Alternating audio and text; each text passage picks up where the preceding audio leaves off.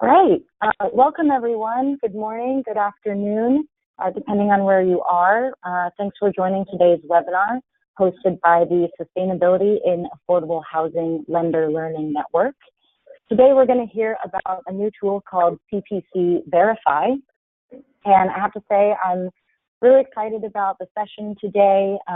When I was first introduced to the tool and got in it myself, started playing around, I just saw that it was really intuitive, really easy, didn't take a lot of data inputs, and gave really good information. So I think it's really poised to be a key tool to help owners and lenders improve performance of properties and all of the great benefits of that we know about and want to achieve. So John, if we could go to the next slide. Perfect, thank you. And I think if you click one more time, there's an extra. Yeah, there we go. All right, so this is Bettina Bergou speaking. I'm part of the Energy Efficiency for All initiative, or EFA, which is, if you're not familiar, a partnership between the Natural Resources Defense Council, where I work, the National Housing Trust, Elevate Energy Foundation, and around 50 other coalition partners across 13 EFA states, where we have state-based coalitions. So EFA works on the ground in those 13 states to high-level increase energy and water efficiency in affordable multifamily housing. And you can see our long-term vision there on the screen. So recognizing the huge volumes of financing deployed by multifamily housing lenders every year, one part of EFA's work is to develop and promote strategies that integrate energy and water efficiency into the housing finance process. And John, if you go to the next slide. So as part of that financing work within EFA, I coordinate the Sustainability in Affordable Housing Lender Learning Network, which is the host of today's webinar. I'm super lucky to have in the network's advisory group leaders in financing healthy and high-performance housing at the organizations listed there at the bottom. They're in the advisory group. And since the Lender Learning Network was established a couple years ago, they and many other lenders have shared their expertise, the innovations they're working on, and of course the challenges that they faced in multifamily efficiency through resources like toolkits, case studies, and webinars. And all of those resources have been compiled into the SON Resource Hub, which is at the website that you see there on your screen, energyefficiencyforall.org/SON. And one thing I just want to bring your attention to is the second bullet under the website there, which is a new tool that might be, will probably be new to a lot of you, the Efficiency Lending Products and Programs Database. This is a searchable and sortable database of products and programs that lenders are offering right now and that account for the social, environmental, and financial value of resource efficiency in housing. And I really wish that I had a screenshot of it. I'll include that in future webinars, but I definitely recommend that you check it out. You can, inside of it, you can sort by type of financing. You can look at like acquisition and pre-development loans or permanent loans. You can search by type of lender, like CDFI or HFA, among other things. So, for example, if you are working for a CDFI doing mortgage lending, then you can actually go into the tool and search for CDFIs doing mortgage lending in the Northeast US. And you can actually take a look at the kinds of ways in which CDFIs are actually integrating efficiency into mortgage lending right now. So take a look at that. And next slide, John. Now moving on to the topic for today. Bright Power and Community Preservation Corporation, or CPC, are truly leaders in this space, and I'm really glad to have representatives from those institutions again here for a SOLN webinar. They have been featured on webinars in the past. And I just want to remind everyone again that recordings of past webinars are on our resource hub online. And we're also recording today's webinar, and it'll be included in the resource hub by tomorrow. I'll also send out a link to that recording in the follow-up email. So today we have John Brayman, Vice President of Strategic Initiatives at Bright Power, as well as Danielle Donnelly, Compliance Coordinator at CPC and an instrumental part of CPC's Sustainability Department. Again, I'm Bettina Bergu. I'll be moderating this thing. So last thing to note on my end is that, as you probably expect, we will have a Q&A after John and Danielle present. So if you have questions, go ahead and put them into the questions box in your interface, your GoToWebinar interface there. And we're also going to be a bit technologically adventurous and invite you to actually raise your hand. I have a visual at the end that I'll remind you of how to do this, but you can actually raise your hand and then I will unmute you so that we can actually hear from you guys on the line and have a bit more of an engaging conversation. So we will get to that, but at this point, I'm pleased to welcome Danielle and John to introduce us all to CPCVerifi. Danielle, I think you're going to start us off. Yeah, thank you, Bettina, and thank you everyone for getting on. We're really excited about the tool and sharing it with all of you. So kind of launching in right away, John, you can go to the next slide. So just a little bit about CPC. We're CVFI focused on affordable housing and community revitalization. So working on flexible capital solutions to fund affordable housing. That includes underwriting to energy efficiency savings, and that's part of our mission and what we've employed in our work since 2015. And then next slide, we're going to learn a little bit about Bright Power. Yeah, thanks, Danielle. This is John Brayman, and give you the really quick background on Bright Power. We're a firm that works as an energy and water management partner for primarily multifamily real estate companies. We both install upgrades to improve energy and water performance and also track and analyze data on energy and water consumption in our energy scorecards database, which has over 36,000 multifamily buildings around the country. You can see some other stats on our past work, and we have offices in New York City and Oakland, California. About 150 people on staff right now. So really pleased to be part of the discussion today. Thanks for having me. Great. So just to kind of kick us off, I wanted to talk about the project goal. When we started integrating energy efficiency into our lending process at CPC, we run into a challenge where we're experts in finance. We're not experts in energy efficiency. And so we wanted to devise a tool that would give you, a reasonable approximation of estimated savings, as well as the estimated additional loan proceeds you could get from underwriting to those savings. So these estimates are intended to help start conversations between a borrower and a loan officer when you're looking at either renovating your building or doing a new construction project, and that includes any level of renovation, light to substantial. And these estimates are based on real data, but they're not necessarily precise based on the information you give us in the tool. And John will sort of go into that a little bit deeper. Next slide, John. So this is a screenshot of the front page of the CPCVerifi tool, and using data collected from thousands of multifamily buildings in the Northeast primarily. It calculates opportunities for savings to drive down energy and water costs based on the upgrades you're willing to do to that building. It provides you a sample scope of work to guide that energy and water conservation, those measures, and then the potential capital you could get from underwriting to the savings that could cover the cost of those upgrades. And it's customizable based on the information that you put into the tool. So we can go over to the live demo and John is going to walk you through how to use the tool on the internet.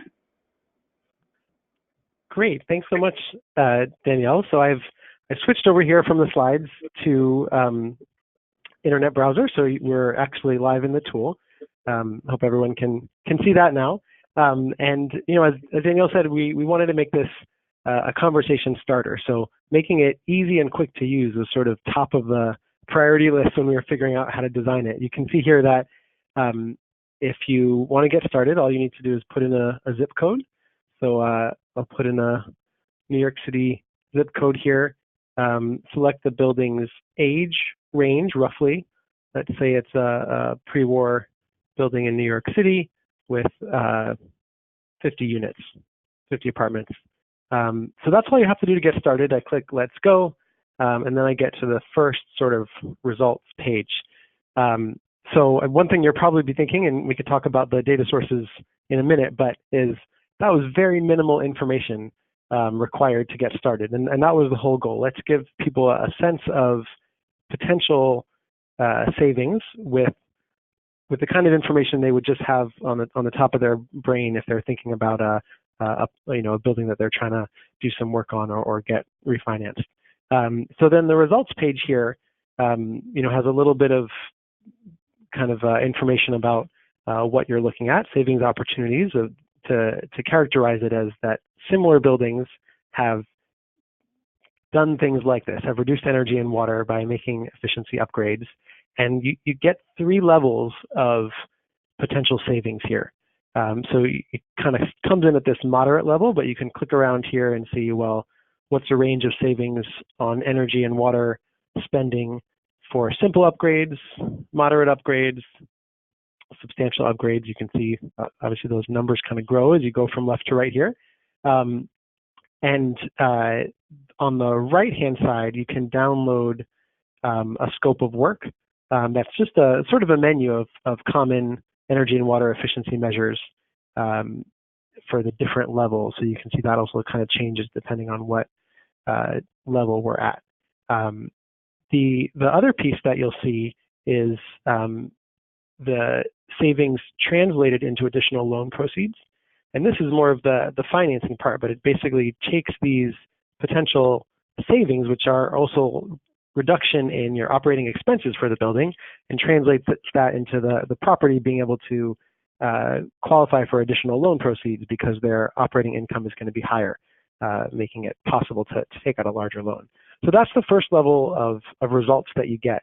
And again, the hope is that when people are having those early conversations with either a borrower or potential borrower coming to this tool on their own, or maybe a loan officer having a conversation with a potential borrower, they can quickly get some of these numbers and think about, okay, if I could save this range, $6,000 to $24,000 on energy for a building of this size doing a moderate scope, that gives me sort of a mental picture of the magnitude that I might be looking at if I think about these upgrades. Obviously, this is no replacement for an energy audit, in no way. These are wide ranges and very much based on similar buildings, what they've done, not at all tailored to that specific building beyond the minimal user inputs. But the idea that it opens your mind to the possibility, and hopefully then that would lead into, in a lot of cases, an energy audit or deeper study. If you want to stop there, that's fine. And my guess is a lot of folks will stop there, and you can contact a loan officer, pull up an email, and get in touch with CPC directly. You can also say, refine my results. And then you come to the second page where there are a series of additional questions that allow us to hone in on the estimates just a bit. One thing you'll see is that every question is optional, basically. So at any point I can say, that's all the info I have, let me see my savings. But you can start to put in, okay, let's say I've got 150 bedrooms at the property, and it's 100,000 square feet, and I'm already thinking about doing moderate upgrades, or let's say I'm thinking about simple upgrades to start. Then I get a little more information that's requested. I'm going to say that in this case, the owner, let's say it's a master metered property, the owner is paying electricity, the heat is also paid by the owner, and the hot water is paid by the owner. These are key questions to help understand sort of what's on the owner's bill versus the resident's bill, because in this frame, we want to think about the owner's bill, because that's what will matter to the borrower in terms of sizing their loan and thinking about the economics of a project. You can then answer a few more questions. Let's say it's gas heating and gas hot water, pretty common New York City type building. Then probably the most useful piece of information, if it's an existing building, would be what are you spending now on electricity, on gas or oil, on water. So that information is obviously super valuable, because that allows us to then size the savings based on the actual historical consumption. But that's also likely, a little bit less likely to be at someone's fingertips if they just sort of happened into a conversation. So let's leave that stuff blank, click See My Savings. Now we get another page that looks very much like the first one, but it's been refined a bit based on the additional user inputs. You can also see that because I selected that I was thinking about doing simple upgrades, it started me off on the simple upgrades. I still have a chance to explore moderate or substantial, but look, if the user already knows they're going to start at simple, let's direct them there first. So you have an opportunity here, again, to contact the loan officer or have the results emailed to you. Again, you can download a sample scope of work if you want. And you can also go back if I want to update the results. Go back and change some things, see what happens if I want to add a little information or try a different building. So that's it. That's the tool. We can come back and explore later when we get to the Q&A if folks want to try different things. But you can see it's designed to be really quick and easy and user-friendly to use to start those conversations. I'll hop back over to the slides now and talk just for a couple more minutes about some of the methodology behind it. So for those on the phone who are more of the building engineer background, you may be wondering how we estimate potential savings. At a really high level, what this tool does is it estimates the baseline spending for a similar building based on those user inputs. So location of the building obviously is one of the first ones with the zip code coming in, the size of the building, the age. If folks get to the later page, we'll have information like the number of bedrooms, how the property's metered, who's paying for what fuels are being used. So the first step is estimating baseline spending based on those user inputs. And here we really leverage the Energy Scorecards database, which is Bright Power's platform for tracking energy and water consumption of multifamily buildings. It's a big national database, and we already have algorithms that we use for grading properties to figure out if consumption is high or low relative to peers. We sort of leverage that same algorithm here to say, what would a building with similar characteristics to those entered typically use? Now, one thing that's key is that if folks using the tool don't make it to that second page, we have to take guesses. So in New York City, we know the most common thing is that there's central heat and hot water paid by the owner. That's not true at 100% of New York City buildings, but if folks using the tool don't enter that information, we make a guess. That's the default. So when you're working with limited information, you're forced to take best guesses, which is honestly can be a little uncomfortable for the engineers. And I think we've had a lot of conversations internally here at Bright Power in our work with CPC and other lenders about how do we share our knowledge about buildings in a way that can help these conversations. And part of that is getting comfortable with less precision because we need that precision when you're getting to an energy audit. We don't need it to just start a conversation. But that's the first step, is estimating baseline spending. And then we have a set of typical savings percentages, ranges for different types of upgrades. Now, those are more hard-coded into the tool, so they don't vary based on user inputs. The data that is behind those percentages comes primarily from NYSERDA's multifamily performance program database, MPP program that has around 1,000 or more properties that have gone through that program over the last several years. And it's a great source of data, especially because CPC is based in New York. It's an appropriate location for a typical range of savings from projects that went through that program. In certain areas, we've sort of bolstered that data where with Bright Power's own data on our own projects, where the MPP program, certain project types that it didn't really focus on. But so the key thing to just take away from this is what's really varying based on user inputs in this tool is the baseline, and then that's multiplied by these kind of standard hard-coded percentages for the different levels of savings, simple, moderate, and substantial, to produce those estimates of dollar savings.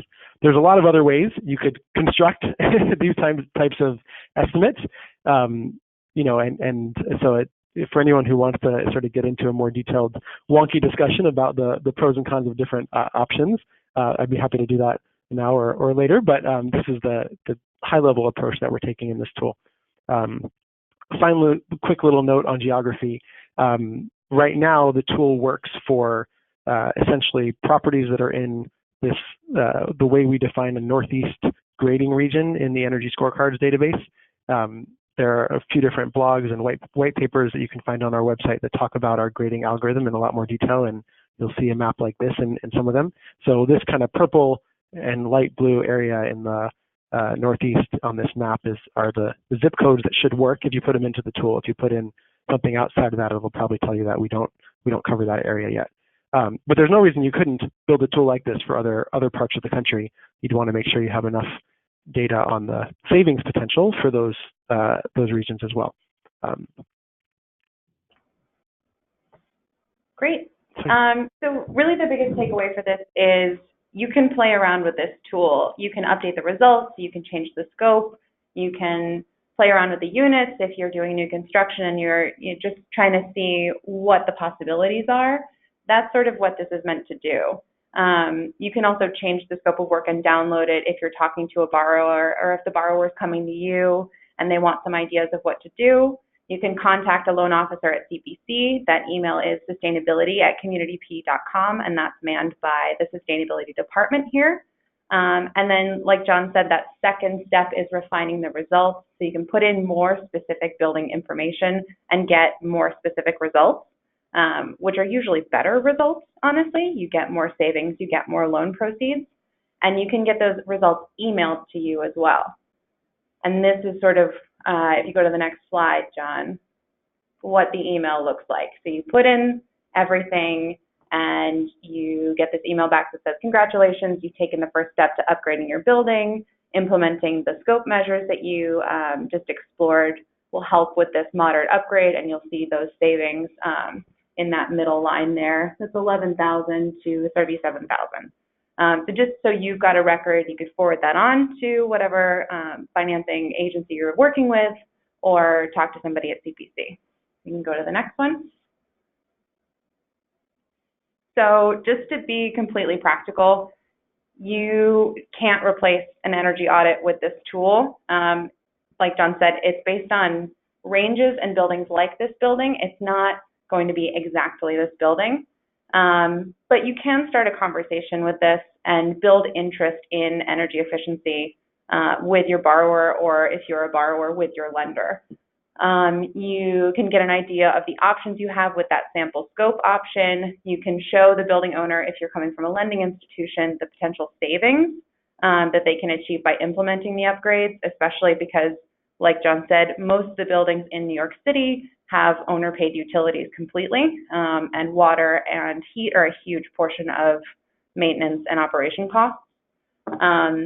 And just to go along with that, every building is a snowflake. So you get results based on buildings like the building, but if you really want to dig into the energy savings, you should probably do a green physical needs assessment or some sort of energy audit.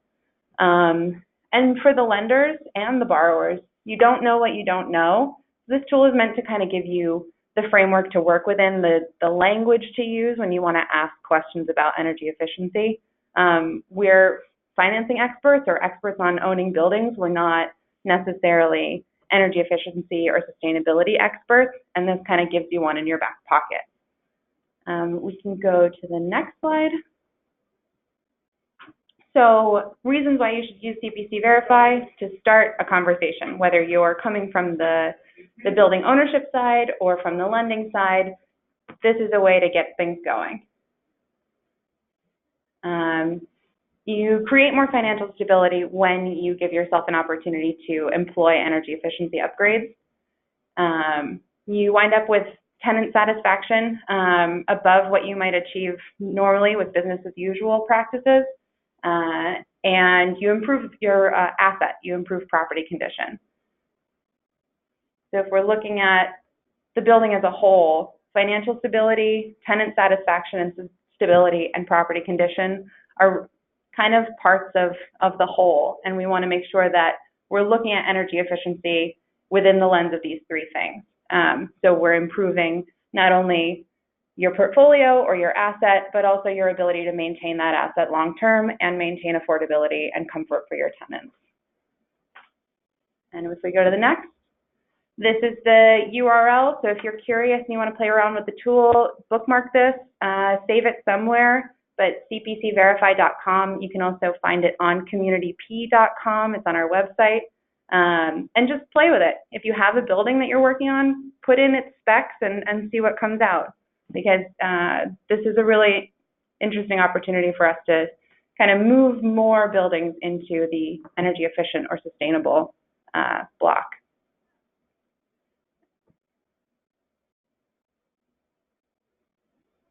All right, thank you so much, John and Danielle. Super interesting. I hope people see why I was excited to have this session today and highlight CPCVerifi as a tool. So now I'm going to thank John and Danielle for being generous with their time for discussion too. We've gone through the kind of formal presentation, and now I know that John and Danielle are interested in what you all think. If you think this kind of tool could be useful for your institution, what challenges might come up in using it. A lot of questions have come in through the questions chat, so I'm very happy to raise those on the line, but I also want to welcome folks to raise your hand and voice your questions yourself and maybe make a comment as well. So you can see here, hopefully everybody has the raise hand option. So I will keep an eye on the interface and see if anybody has a raised hand and wants to be sharing. But in the meantime, while you're thinking, I can start with some of the more basic questions. First of all, unsurprisingly, somebody asked, when will the tool work for California? And maybe, John, we can ask that question for other regions outside of the Northeast. And if someone is interested in the tool being expanded, how might they reach out to you, John, and maybe work with you on that?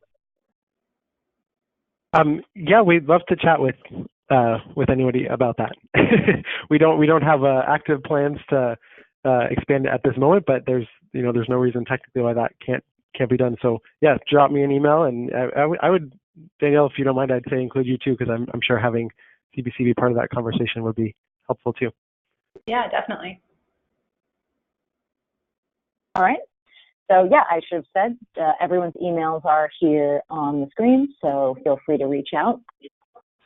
All right, so we have also kind of unsurprisingly some questions about the data behind the tool. So John and Danielle, maybe if you could just repeat what you said about what the sources are that are in the back end, and then a couple specific questions for clarification. Are these savings a lifetime savings or yearly? And are those savings net of loan costs? And I guess related to that, do you have information in the tool as to how much the upgrades would cost? Are those assumed to be correlated with the proceeds that could be unlocked by underwriting to savings? So let's start there. Yeah, great question. So the savings that pop out of the number are annual numbers.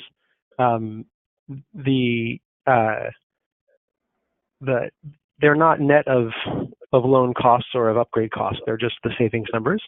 So there would be, you could, with the information about the cost of the upgrades, you could calculate some sort of payback or ROI. That's not done within the tool now, although it's certainly something that could be you could imagine the tool like this could be expanded to include more of that. It's not in there right now. I guess to refresh some of what was said earlier about the data sources, I think there's kind of two primary data sources behind this. One is data in energy scorecards, which is Bright Power's benchmarking platform of multifamily buildings, energy and water consumption and spending around the country. That data is really used to determine within the tool a baseline number for this building based on the user inputs, because that's kind of what Energy Scorecards focuses on is what's typical energy and water consumption for multifamily buildings. The other big data source is NYSERDA, which is the New York State Energy Organization, their MPP data from the Multifamily Performance Program, which was, I believe, just made public relatively recently, but it's a great data source. I actually think we've only barely scratched the surface of what could be done with the MPP data. And that is used within the tool to come up with typical ranges of savings for different types of projects. And I'd be happy to, go into more detail on that with, groups who are interested to see what we did with that. I think there's a lot that could be done with that data, and within this project, I think are using it in a great way, but only scratching the surface of what could be done there. Right. The other thing that we ran into is we have a great source of data with Bright Power and their Energy Scorecard program, and we know that we benchmark a lot of our buildings with Bright Power, because anyone who goes through the underwriting efficiency process with us has to do that.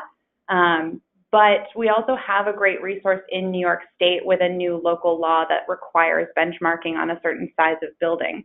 So as that data becomes available, then the reporting here gets a little more reliable, and we have a bigger pool to kind of pull from.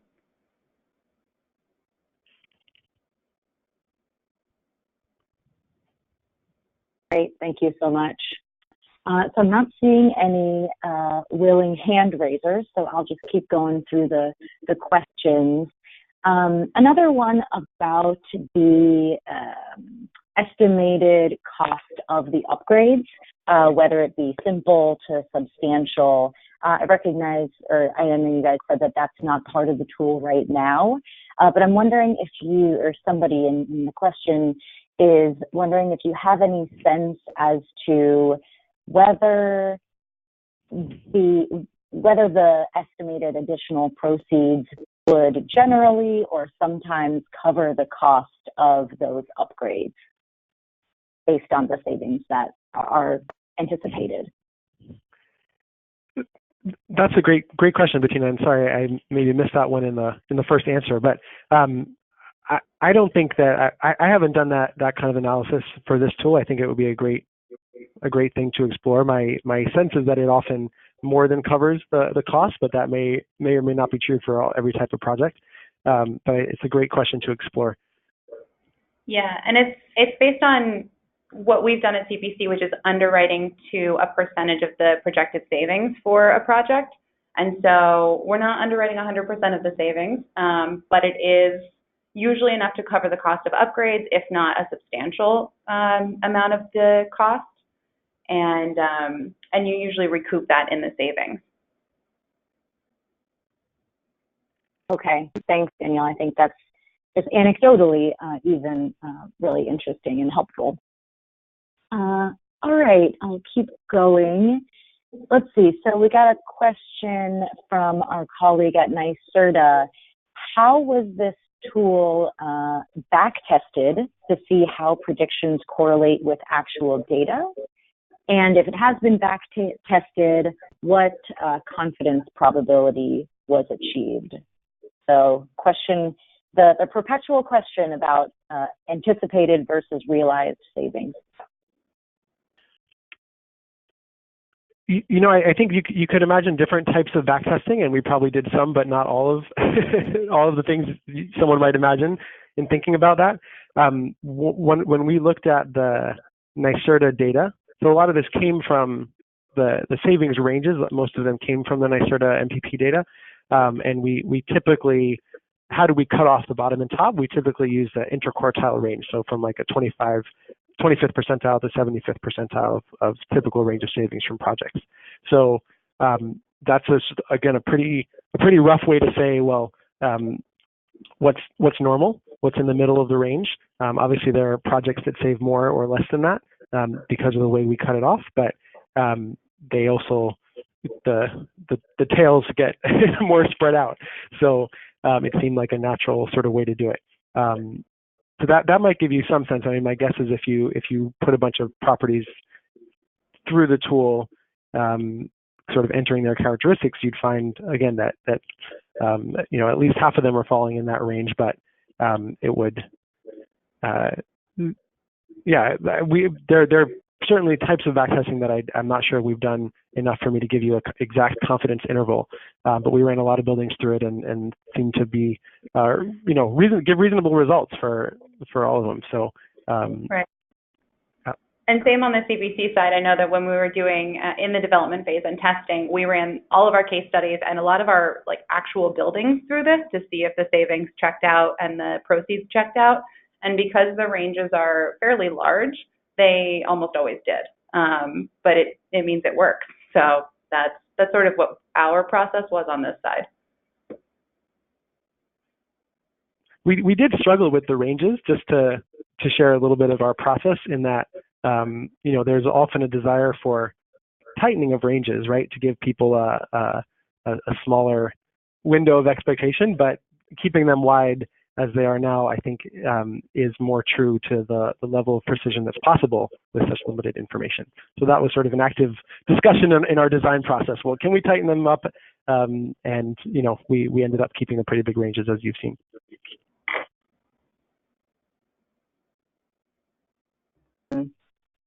Got it. Thank you so much. That's interesting to know.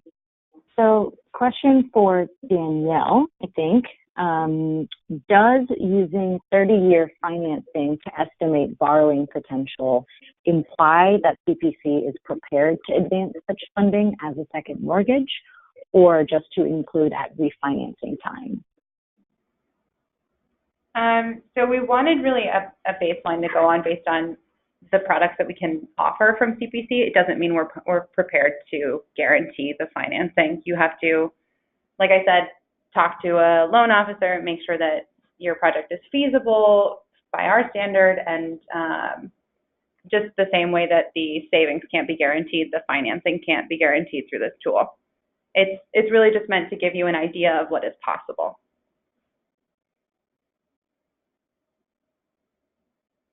Thanks, Danielle. All right, and just want to remind folks, if you have a longer question or a comment, you're welcome to raise your hand, but I'll just keep going through the submitted questions. Okay, we've got someone from the West Coast who says, on the West Coast, most owners don't pay for in-unit heating and cooling. This makes the owner savings far less enticing since there are less opportunities to save on their bill. How have you framed that result for buildings of that type? Do you omit in-unit heating cooling opportunities in that situation? Yeah, and even though, like we said, the tool doesn't work for West Coast zip codes right now, I just actually jumped back to the refine my results page. And so if we choose that the in-unit electricity is paid by the resident and the heat is paid by the resident and the hot water is paid by the resident, then yes, it will in figuring out what the baseline spending is for a property of this type, it will look at properties where that's the case, where residents are paying their own utilities mostly, and the owner is only paying the common area. So as you can see, if you recall some of the numbers that were shown earlier, these are a lot lower, and actually the water ends up being a lot bigger in most cases than the energy for properties like that, because the water typically is paid for the entire property. So that's how the tool does deal with that now, even if it's a Northeast property that's of that type, which there are certainly some of them out here, even though less than on the West Coast. Yeah, one way that we talk to borrowers about the owner paid versus tenant paid utilities and upgrading those systems accordingly, you want to go back to that figure where we're looking at whole building health. And so if you have comfortable tenants, you have lower vacancy rates, you have more tenant satisfaction, you have lower maintenance costs on the systems that are newer and require a little less work. And so it's not really reflected in the tool, but if you want to have a conversation about upgrading systems that tenants pay the energy on, it not only increases and stabilizes affordability, but lowers your maintenance and vacancy risk.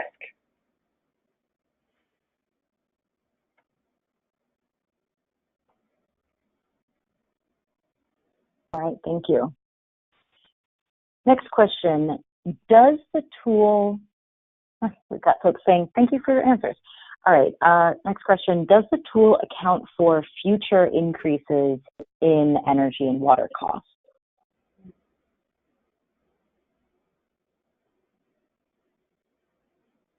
We would update. I mean, I think, in future years, it would be easy to update the cost numbers in the tool as energy prices rise.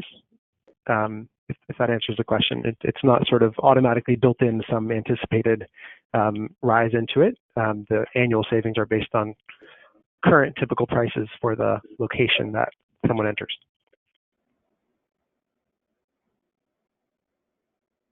Okay, that makes sense. And the MPP database that you mentioned through NYSERDA, is that a public database? I believe that it's now available on the New York City Open Data, and it's definitely it's data based on their programs over the last several years, and it's a great data source. I believe that it's now on that website, but I can confirm could confirm that for someone after. But it is, if it's not there right now, it'll be there very shortly. I know that's been in the process for it to be public. Gotcha. Okay. Yeah, that sounds extremely useful. I'm sure several people will be interested in that. All right. Moving on. Okay. So Danielle, I think this. Yeah. Yeah, I'm just wondering if we can ask a question to the attendees that are still on. How do you guys envision you using this tool when you're working, whether you're in advocacy around sustainability or a lender or a borrower or wherever you fit in the scheme of this? How do you see yourself using the tool? And this might be an opportunity to use that hand raising option, or you can just chat Bettina your answer, I think.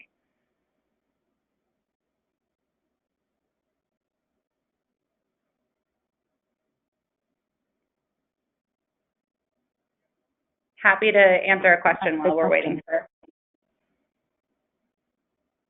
Yeah. Let's see those hands. Thanks, Danielle. It's a great question. Yeah. So while people are thinking, to you, once a borrower is interested in an efficiency scope of work, maybe that conversation has gotten started by using the tool. Can you tell folks how CPC then takes the next step of actually getting to an energy audit, since you emphasized that this is not in the place of an energy audit? What happens after the conversation has gotten started in your process? Yeah, so a lot of the times, and we work a lot with subsidized properties, so anyone receiving a subsidy for affordable housing from either the city or the state, they're required to go through an energy audit or comply with Enterprise Green Communities or LEED certification or Energy Star version 3, anything like that is subsidized would have to get an energy audit anyway. And so if they're on that track, they're probably going to do that. If we're looking at market affordable or uncovered projects, we could start by pointing them to some of the NYSERDA and retrofit accelerator resources that can recommend a consultant to do an energy audit. And then based on those results or the sample scope of work they get from a green physical needs assessment, we can determine what the potential savings are based on our own portfolio and based on just standards from the certifications they might be looking into, and then do some creative underwriting there. It's not, like I said, every building is a snowflake, every underwriting sample is a snowflake, and so it's kind of building specific, but that's kind of where we start.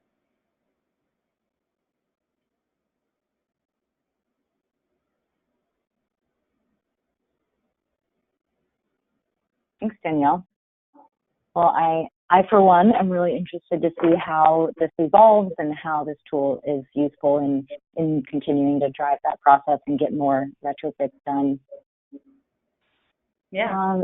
I'm not seeing any hands, so maybe people want to just get into the tool and explore it, insert your zip code and different inputs. I'm not even a lender, and I did a bunch of different scenarios just to test it out. So definitely encourage folks to do that. And again, all of our emails are here on the screen that you're seeing. I'm going to send out the recording of this webinar by tomorrow, so you'll get that. I'll do one more check to see if there's any more questions, which I'm not seeing. So, oh yes, and I was going to say, if you have any questions specifically about the Lender Learning Network and would like to be involved, please direct those to me. Would be more than happy to hear from you or highlight any new initiatives or tools that you have at your institutions on a future SOLN webinar. So Danielle, John, do you have any last things you want to say before we close out? I think just going forward, if you have specific feedback about the tool or questions about how we use it at CPC or suggestions for how to use it with borrowers or lenders, please reach out. I'm happy to answer questions and also to see your answers. Yeah, likewise. Thanks so much for having us as part of the webinar, and really interested in any feedback or questions people have after they get to play with it a bit. Thanks for the conversation today. Yeah, thank you. Yeah, thank you so much to John and Danielle for the presentation today, and also just to your continued leadership in driving this sector forward. So great, thanks everybody. Hope you have a wonderful rest of your day, and we'll meet you back here soon on a future webinar. Bye everybody.